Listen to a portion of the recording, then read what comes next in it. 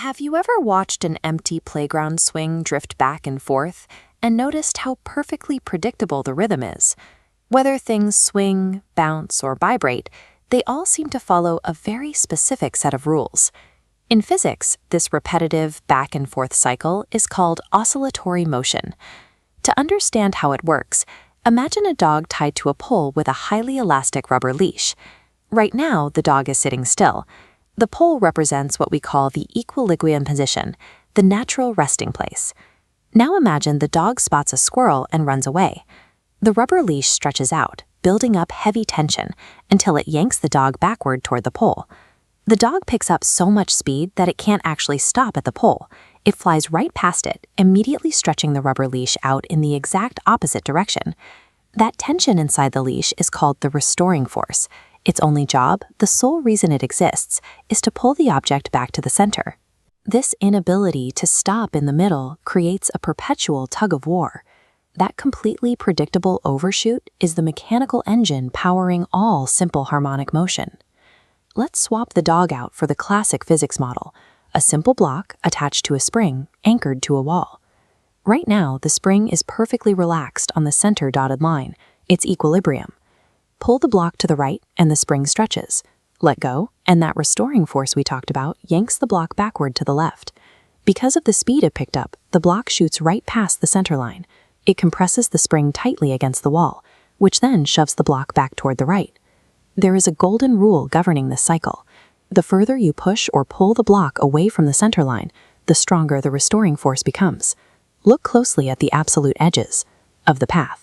For a tiny fraction of a second, the block has to completely stop moving to turn around. At this extreme edge, the block's speed is 0, but the restoring force is at its absolute maximum.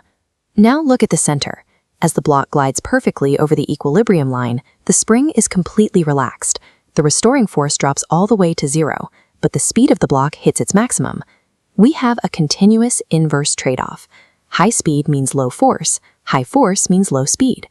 This physical seesaw guarantees the object is always propelled directly into the next cycle. To measure these cycles, physicists use simple terms. The first is amplitude. This is the maximum distance the object travels away from the center point. It is half of the swing, not the full width from edge to edge. The second is time period.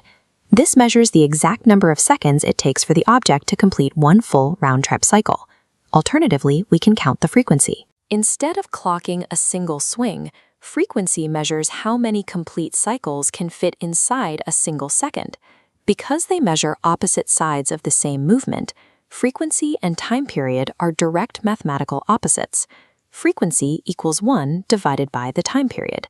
Isolating the size of the swing, the time it takes, and the frequency of the cycle, we translate a moving bounce into perfectly predictable data. So why is this specific physical action called harmonic motion? The answer comes from the recording studio. Pluck a guitar string, and you are creating simple harmonic motion. The metal string vibrates, overshooting its center at a highly consistent frequency. That precise vibration pushes the air around it, creating the sound waves we hear as musical notes. These same mechanics keep your car stable on the road, too. Your suspension system utilizes heavy coil springs to manage the movement of the vehicle. When you drive into a pothole, the wheel is shoved away from equilibrium. The spring instantly compresses to absorb the shock, and the restoring force smoothly cycles the chassis back to a flat rest. In architecture, some skyscrapers employ incredibly massive internal pendulums. During an earthquake, these spheres swing in direct opposition to the tremors, absorbing the energy and keeping the building steady. We even use this motion to measure the earthquakes themselves. A seismograph depends on a suspended mass gently oscillating with the vibrating ground to record the intensity of the shaking. Simple harmonic motion is the mathematical blueprint we use to manage vibrations, whether they are inside a musical note or under the wheels of a car. When you look at it all together, the concept is simple.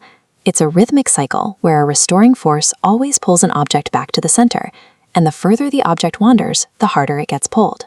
All of the complex engineering inside cars, skyscrapers, and instruments ultimately boils down to the simple physics of an object continuously overshooting its target.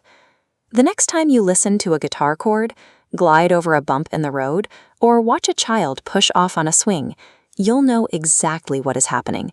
You are watching an invisible leash, keeping our world perfectly in rhythm.